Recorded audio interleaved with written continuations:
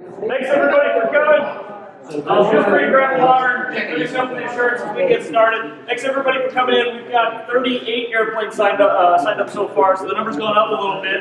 And that number always fluctuates in the final 4 or 5 days.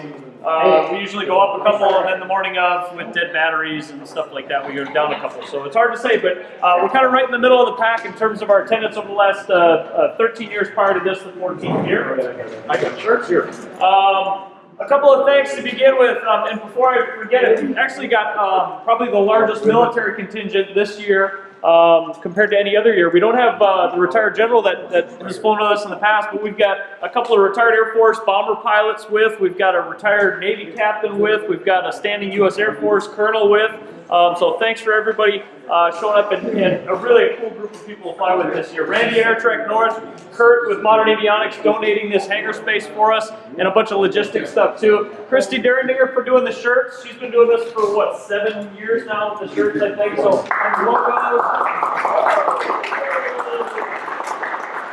I sent out the email saying remember to bring your money for shirts, so I forgot my own money. But she'll have the shirts on Saturday morning. Or Sunday morning, depending upon the weather. I did that last year too, yeah. I probably still owe her for last year's shirt. Bill Bittman will be helping out this year and every year. I appreciate the help, Bill. Lydia Whiff, who usually helps us park. She's got a job as an assistant airport manager out in, I think, Washington State. She's not going to make it Oregon this year.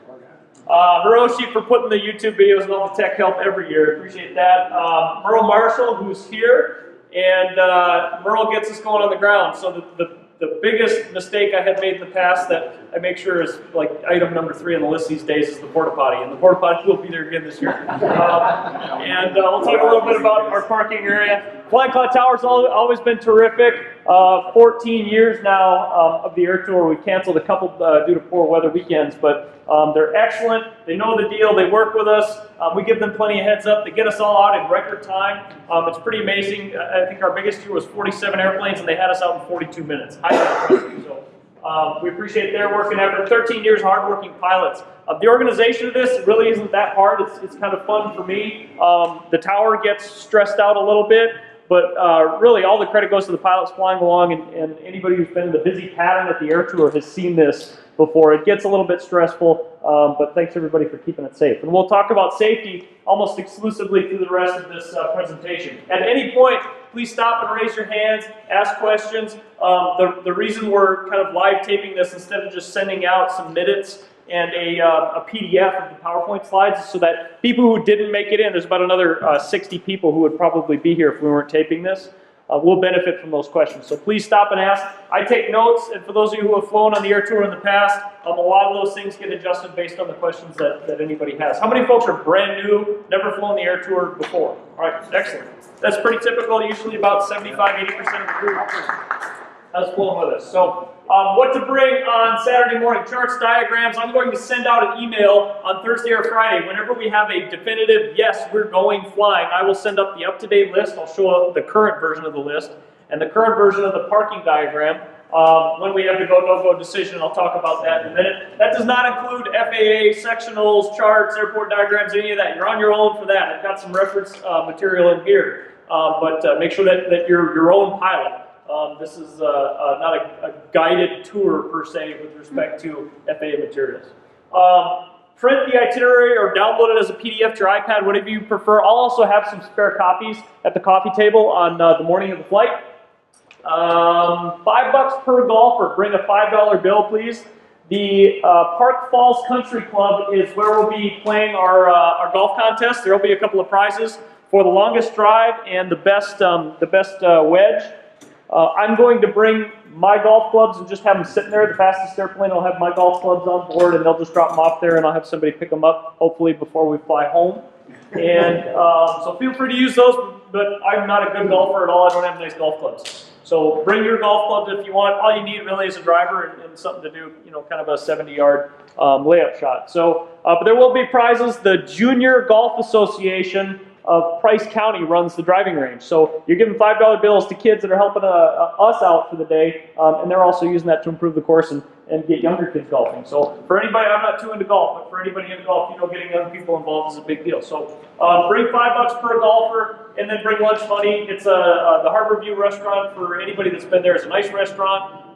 They do a great job. They've got very seaplane friendly docks. Our only seaplane had to cancel just this morning, unfortunately. But they've also got a beach. So if you know any seaplane pilots that want to fly with us, we've got room. We've got one that may join, may not join. We're not sure yet.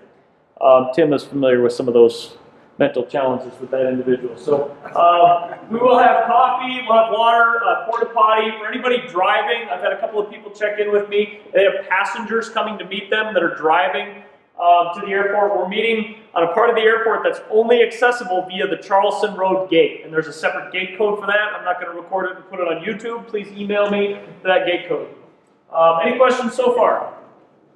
All right, this is Spring Lane. For those who are familiar with Flying Cloud and have never been down there, you've seen it. It's not too hard to get to. There's a certain way to get in, a certain way to get out that we're going to talk about for the air tour. For those of you that are new here, there are no FBOs down here. There are a few private hangars and corporate hangars down this part of the airport. But there's not a whole lot down there right now, which makes it perfect for a staging area for the air tour.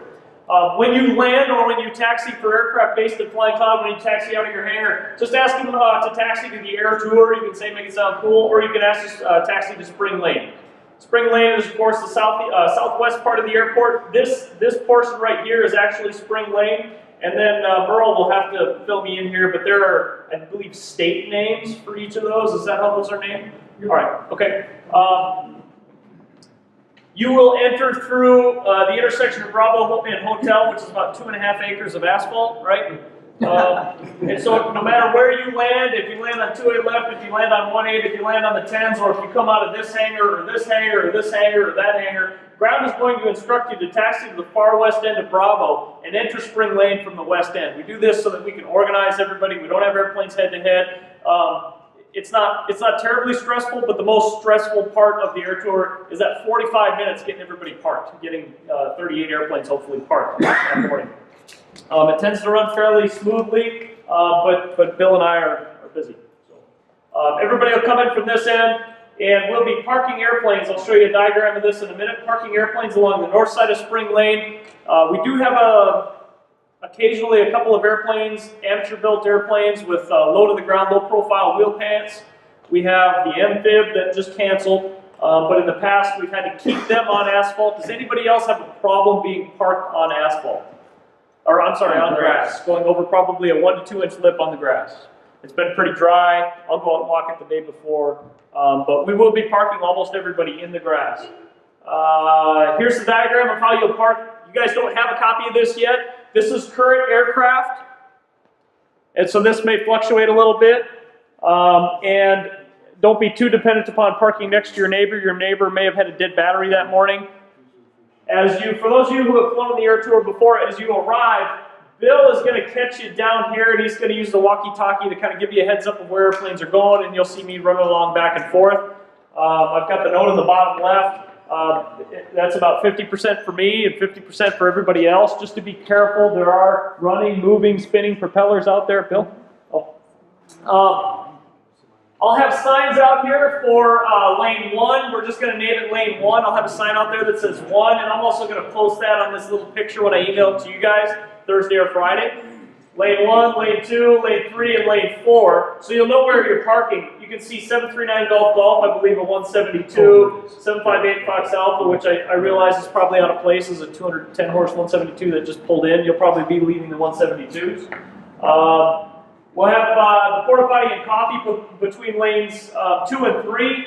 This is the Head Start group this year. Last year, for those of you that did the poker run, we had no Head Start group because it would have caused big problems with short legs. This year, we're going back now to having a Head Start group. That'll be the slowest 8 airplanes leading off. So Tom and the Jabiru, no offense, but Tom and the Jabiru are the fastest and the slowest 8 airplanes. So you're going to be lined up right next to Bravo 4. That is the movement area, the area that you need a taxi clearance from ground control to access. You'll be parked on the east side of Bravo 4, pointing southbound with the Jabiru, and then lined up. Hiroshi's going to be right next to him as the number 2 pilot headed out in the 152, and then Dave in the 150, and then everybody on down the line. We've got 2 air coops. Be careful of call signs. Those are correct, Tom, and I know Pete's is correct. Tom, that's correct correct call sign for Yeah, Kurtz? it's right. Okay, all right. Thanks a lot, guys. Appreciate that. And then 2 Tailorcrafts in the back. The yellow Tailorcraft I put in front of the other Tailorcraft simply because Alan Teal has been on all but 1 Air Tours over the years, and he knows what he's going. Hopefully, he can keep the second new Tailorcraft from get lost. When you send out your info, Yeah. Is this a little schematic? That will be with it. And last year, at the suggestion of Peter Dahl, this came about from one of these questions. So last year was our first year with this, and parking went much more smoothly than it typically has. And I think this year it'll go even smoother. And the reason is I'm going to have, I mentioned these signs, lane 1, 2, 3, 4. I'm also going to have stakes and laminated signs for every single tail number. So as you get onto Spring Lane from the west and start taxiing eastbound on Spring Lane, look for your tail number. You'll see a stake with a sign on it. Shut your engine down, hop out quickly, get your tow bar, make sure your magnetos are off, and corner back your 172 or your Cherokee or Archer or whatever it is you're flying into position. I'll be roaming around out there to help. If you see anybody that needs help, give them a hand. But again, watch out for propellers. It's easy to kind of miss it when there's 30 airplanes out there running. So be very, very careful. If you're parking in some of these side lanes here, you'll pull down lane number. This would be lane number 2. It'll be well marked. You'll see your tail number and either pull in kind of before you get there and make a U-turn, or after you get there, or pull in behind both of these other ones if they're both there and you missed it, and then park there. You can use the other airplanes around you as signs, just as well as the actual signs that'll be staked out there. If you get in the wrong spot, it's not a big problem. We've got a lot of extra capacity down here. Somebody can get just stuck in the wrong lane. Not a big deal. Just let me know, because when we do our 5-minute quick pre-departure briefing that morning at the coffee table, I'll let know 581 Sierra Foxtrot, for example. I'll let him know that 1 Sierra Papa got stuck down here. And I'll let all these pilots know that 1 Sierra Papa's got a taxi northbound on lane 2, hanging right on Spring Lane to follow 340 Quebec, and that's when 5815 Foxtrot can pull in behind. It's not absolutely critical we get all of you parked in the perfect order prior to departure, but it's very, very, very important that everybody leaves Spring Lane in the correct order. The Head Start group, and I'll go through this a little bit when I get to the list in a minute, the Head Start group will have lower altitudes. The faster airplanes launching behind them will leapfrog the Head Start group. And then as the Head Start group approaches Park Falls, we tend to mesh probably at that time about with the 172s. So I'll talk about that in a minute. Any questions on the lineup, the parking? I'll have signs that'll be more self-serve this year, as Bill will be on the far west end and Lydia is on the other side of the country. Yeah, just to let everybody, I'll be down again at the end. Probably maybe be holding me up to make sure that we have a smooth flow into the parking spots. If you forget where you parked, I'll have the schematic to let you know that you're in lane 3 on the west side, etc. So if you have any questions, let me know, and I can speak up to your window and yell that your lane, whatever your tail number is, lane 3, parking spot 2. And like I say, Ben will be up at he's more mobile than I am, and it's faster, let's put it that way. Anyway, and helping out. So if you have any questions, I'll be at the other end, or the west end. So a couple of final points here. One, make sure you have your tow bar with.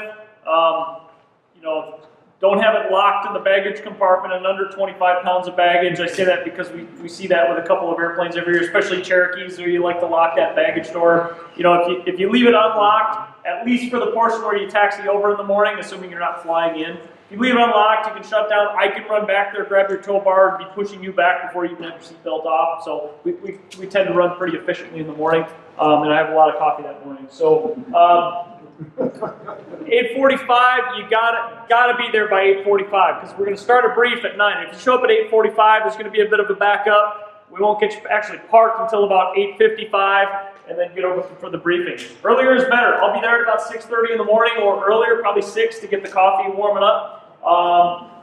Bill's typically there early. I find this part of it to be one of the more enjoyable parts to watch, is all the arrivals, everybody taxiing in and then getting ready to leave at the same time. So if you want to get there at 7:30, I've seen people taxi over, that's fine. Just be there by 8:45. Here's the current list. I don't have altitudes for anybody yet. That doesn't get done until the day I have a decent idea of what the ceilings are. I can't put 6,500 feet if we're going to have a 4,000 foot ceiling. You'll notice the Head Start group, I don't have the end of it. unless you look at it and realize a Taylorcraft is obviously not as fast as an A36 Bonanza. And some of these will change. Some of you have a couple of different airplanes. You're changing which airplane you're flying in. I've had a couple of those just in the last couple of days. But you can see the Jabiru up top. That's the head start group. Slowest airplanes from fastest to slowest will lead the way, and they'll typically be down 2,000 and 2,200 feet. We'll just alter them, and they'll stagger themselves as we go due to those speed differences. So the Jabiru will be pulling away from the 152, be pulling away from the 150, be pulling away from the AirCoups. And there is, I'm told, a difference between AirCoup and AirCoup. I have that correct? Yeah. The Pete's is correct? Yep. All right. Very, very important in the world of AirCoups. From that, we have the true fastest to slowest. So the A36, flown by Clint Sawinski, who was, I believe, the fastest also last year, handed out the first poster card in Hutch, I believe. He's going to haul my golf clubs with him, and he's going to get to Park Falls first because he's going to leapfrog and will be assigned an altitude higher than that head start group. It's a little compressed in the first probably 35 miles of flying, and I'll talk about that on a map just in a minute, because we'll have head starts that are staggered, but also have to stay under Class Bravo airspace. So you'll see an altitude for pretty much everybody here is going to see an altitude slash another altitude. The first altitude is to be maintained until River Falls, and I'll show you that again. It's on the next slide with the map. The next altitude will be flown after you pass River Falls and climb off to the northeast toward our first stop of Park Falls. Questions on the order? Does anybody see a problem with the order? I just noticed the big engine on Fox Alpha taxiing in right down here. Are you faster than a decathlon? What are you going knots or miles per hour on? 120 knots. I'll talk to Rich in the decathlon to see what he wants to do. Sometimes he's in a hurry, sometimes not. He can go faster or slower. But you'll be reordered and you'll have an update on it. Any other issues? If you see yourself on this list, you know you're not going to be able to stay ahead of this person or that person. If you see that, let me know. We can change it up that 5-minute briefing the morning of the flight. Taxiing out of Flying Cloud again, as soon as the briefing is done, and I'll probably even call in the head start group as the briefing is halfway done to run to your planes and start getting fired up. It's going to take us, 45 minutes to get all these airplanes out of here. Be careful walking out to your airplanes. There will be airplanes taxiing out. Watch out for propeller blasts, spinning propellers. Be safe. Stay out of the middle of taxiways. Walk on the edge of a taxiway. But also look out for wingtips. Don't be that person that's standing here like this as all the Cessnas are just barely missing your head, because not many people in here are as short as I am, and they won't miss your head. They'll miss my head, but maybe not yours. And it hurts really bad.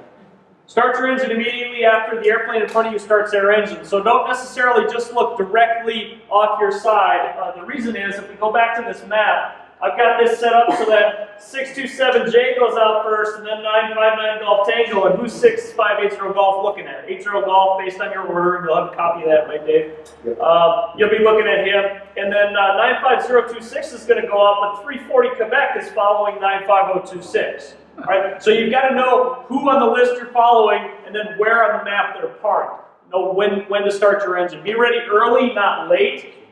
We want to try and avoid big gaps, and occasionally we have gaps, and that's fine. If you have a problem with your magneto check, that's fine. It takes you extra time to set up your GPS, that's fine. I don't want to rush anybody. That's why I say start your engine early. Start your engine the same time as the airplane in front of you started their engine. Start your engine before them. If you know you need a little more time to get this airplane ready. In the past, we've had airplanes that need some warm-up time for their coolant, liquid-cooled, amateur-built airplanes. So they just start up, 3-4 airplanes ahead of time, just to let everything warm up, and that's perfectly okay. Just give yourself plenty of time. Listen to the ATIS and program your GPS before you release the brakes, before you add power to taxi out of the grass wherever you're parked. You still haven't called ground yet. You're not even on spring lane yet. All right? Do all this in position. We're going to park everybody. You have enough room so that everybody can do their run-ups, before takeoff checks, everything prior to takeoff before you head out, including setting flaps down or whatever you need to do before takeoff. Complete your run-up and taxi out towards Bravo 4, right there. So 627J, just a quick 180, 340 Quebec, quick 180. For the rest of us, you'll have a little lead up to Bravo 4. Right about there are the taxi hold lines, right? The single solid single dash lines. The movement area begins there. You can't go onto Bravo taxiway without a clearance from ground control.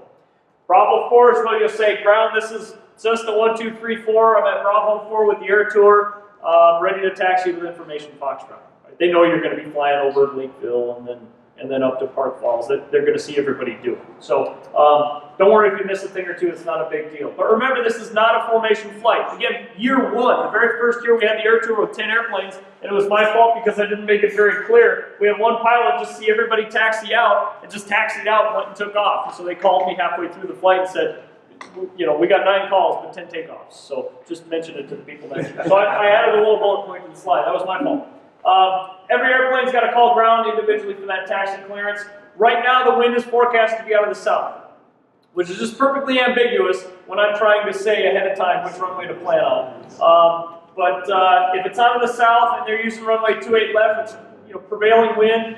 Every year we've done the Air Tour has been off at 28 left. You're going to taxi Bravo to 28 left, pretty straightforward. Bravo 4, right turn on Bravo down here to 28 left. You'll have already done your run-up, so you don't need to use the run-up area, just pull straight up to 28 left. Don't take off, switch over to tower, call tower.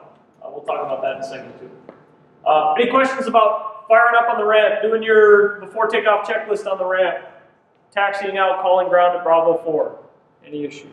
Of course, everybody's going to be using the same runway. If they're using 18, they'll be using 18. And if they're using 18, they'll probably send us up, I think it's Echo on the west side there. So, lots of cleared to cross clearances. Are we going to be bumping into girls in the aviation day stuff, the Eagle flights? So we're planning to start flying at about 9:15 that morning, so it's going to be close, but what we'll do is if we have flights ready to go and you guys haven't started taxiing, we'll send them out.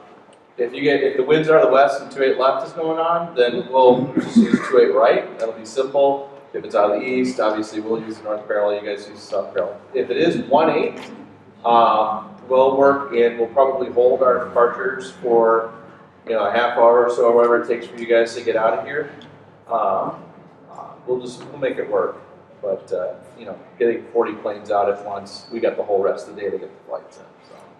And Girls in Aviation Day is a big event. They've got warbirds, an airliner or two coming in. They've got some pretty neat stuff going on. So and thousands of people showing up. So that'll all be at Premier. It should not directly impact us at all, other than there will be a little bit more presence. None of our taxi, none of that, and that sounds like your route flights to the south. None of what we've planned is at all overlapping with Air Tour. Thanks, Brad. Taking off out of Flying Cloud. So as you're taxiing toward 28 left or 10 right or 18 or 36, whatever it is that day, as you're about 100 yards from the runway that you're using, switch over to tower frequency and listen, right? Listen so that you can make sure that you don't check in 2 airplanes ahead of where you actually are. So listen ahead of time a little bit, wait for the airplane that's listed in front of you on your list and that you taxied out behind from Spring Lane, wait until they call ready. And if everybody's doing that, and you switch 100 yards before you get to the whole runway hold line, it should go and does go pretty smoothly. Call after the airplane in front of you calls. Tower will address you individually. They'll say hold short or clear for takeoff. They tend to do a clear for takeoff and then they call the next person in line up and wait. Clear for takeoff, line up and wait. It runs pretty smoothly. It's just like rush hour at a major international airport. Not a big deal, but again, be ahead of the ball. We've never really had issues. If there's anything to point to on this, I would say it's a good issue to have, and that is pilots have had a little bit of a gap, and so we haven't been as efficient as possible. It's not 38 airplanes, boom, boom, boom, boom, and I'm okay with that. All right, it's okay to have a gap. I'd rather have somebody slow things down because they're not comfortable, or they missed the call, or they forgot the frequency. So please do take your time. Don't let this talk pressure you into moving too quickly, but be ready to the extent you can. Traffic permitting, make your, that says westbound, that's incorrect. Make your southeastbound turn like any other departure. I'll correct that before I send these out in the slides. Climb to your assigned altitude, use caution for Class Bravo airspace. As I look at the map on this one, the route we're going to take is Flying Cloud to Farmington VOR. We won't use the Air Lake Airport, it's basically the same thing on this, but the Farmington VOR. The reason I say use caution for Class Bravo airspace, I'm going to assign you an altitude that is not inherently going to put you into Class Bravo airspace. But if there's a south wind and you took off on 28 right, or I'm sorry, 10 right, it could push you into that 2,300 foot ring, and some of you will have altitudes of 27 or 2,800 feet on this first leg. So don't get blown into that 2,300 foot ring of the Class Bravo airspace. If anything, just air a little bit to the southwest side of that line. We'll hit the Farmington VOR and then turn on course to Park Falls. I mentioned River Falls right here is where the Class Bravo airspace jumps up to 6,000 feet MSL, which will allow us all to safely go up to about 5,500 feet MSL. And I'll tailor the altitudes for the airspace and for the weather that day. But altitudes are to be maintained. The first altitude you see before the slash is to be maintained until River Falls. Questions on the route or the altitudes? En route, be prepared for your next arrival. Think ahead. It's about 150 nautical miles, 160 nautical miles with that turn around Farmington to get to Park Falls, the first stop. Standard reports on CTAFs. You know, once you're 5 miles away from Flying Cloud, you no longer have any legal responsibility to maintain radio contact with them unless they're talking to you about something. They won't be. For those of you on the air tour in the past, as soon as they clear you for takeoff, they're glad there's just one more done and gone. Air-to-air frequently use 122.75 whenever you're more than 10 nautical miles from an airport. Maintain your assigned altitude and watch for other airplanes. The way these are staggered and set up, spacing grows as the flight goes on. But we get bunched up as we slow down and descend for the traffic pattern when it gets busy. So keep an eye out for other airplanes en route. It's typically not a big issue, and everybody's also staggered in terms of altitude. In years past, we've had 1 or 2 or 3 airplanes go slower than they emailed that they went, right, which is a standard pilot fault, I think. And that's okay, but because of those altitude staggers, we're usually 300 feet or more apart. And that brings up the other point, maintain that assigned altitude. So if you're given 4,700 feet, I understand that's kind of a poor job of maintaining a westbound VFR altitude, but for the purpose of the air tour, 4,700 feet, it's gonna have to be an eastbound altitude, and that's just how it is. There's no regulations, violations with that. We're in contact with air traffic control, both TRACON and ARTCC. They know our flight, they have the airplane, they won't have names, they'll have airplane types and tail numbers, so they know what's flying. National security concerns with 38 little airplanes all in a line, but also for safety. Let's see here, Park Falls. Decent overview of Park Falls, assuming the wind is going to be out of the south. That's what long-range forecast has had for a few days now. Overfly the south end of the airport. Traffic pattern altitude is 2,500 feet MSL. That's 1,000 feet above the runway. For runway 18, expect extended downwinds. It's not unheard of at our first stop as we all get bunched up to have 5-mile extended downwinds, and for a couple of go-arounds to happen. No big deal. It's just part of the pressure that you deal with when there's airplanes landing on your runway. Like last year, we have built-in luxuries that we often haven't had on air tours.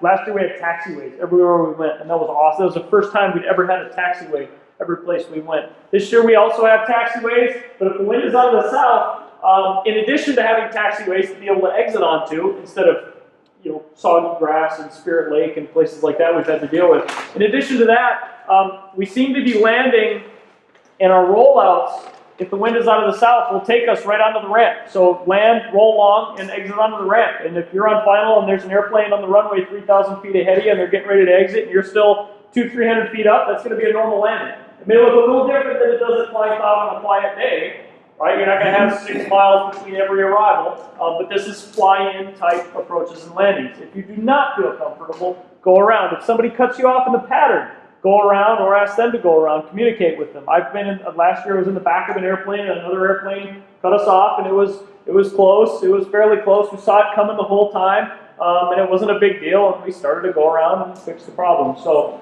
you're all talented pilots, follow the rules, it's not a big deal. After landing, exit to the right. I'll show you a picture here of Park Falls in just a minute. When it comes time to depart Park Falls, we're not going in any particular order for a couple of reasons. One, different people are going to finish different people are going to finish golfing at different times, and that's okay. It's also a very short flight. So if you have a 172 takeoff 3 minutes ahead of a Bonanza, the Bonanza's just barely going to be able to make up that time on the 172 over the course of a 15 or 16 mile flight, right? We're also all going to be communicating. After you depart from Park Falls, switch directly over to CTAF for PDH, which is 122.8. I think it's 22.9 in Park Falls and 22.8 at Price County. Just climb up to pattern altitude and fly down there at pattern altitude, and we'll talk about that arrival in a minute. Here's an overview of Park Falls, runway 18, very convenient. If you land on 18, 3,200 feet, right turn right at the end, about 2,900 feet down the runway. Pattern 2500, CTAP 22.9, pretty straightforward. This stuff right here, by the way, I just Googled the Wisconsin DOT, and you can work through their website to find the listings for all these airports, just like MnDOT has. We're going to park here.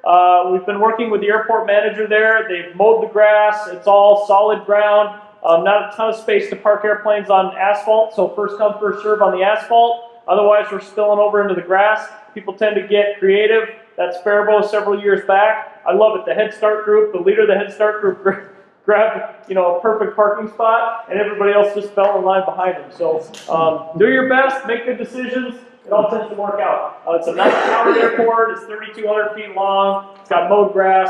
Can't really go wrong. Make sure as you're taxiing around on grass that you keep that stick all the way back. Don't go too fast. Questions about Park Falls? Price County, Phillips. It seems like everybody calls it Price County. So call it Phillips, call it Price County on the radio. It doesn't matter. It's going to be so busy, nobody's going to know what's going on anyway.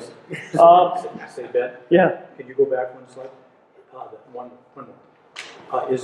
Can we see where we're going to? Oh, I'm sorry. I had it on there as pink. And can we see where we walk to? Or yeah. So the arrow points to the clubhouse, basically. The driving range is right there next to the river.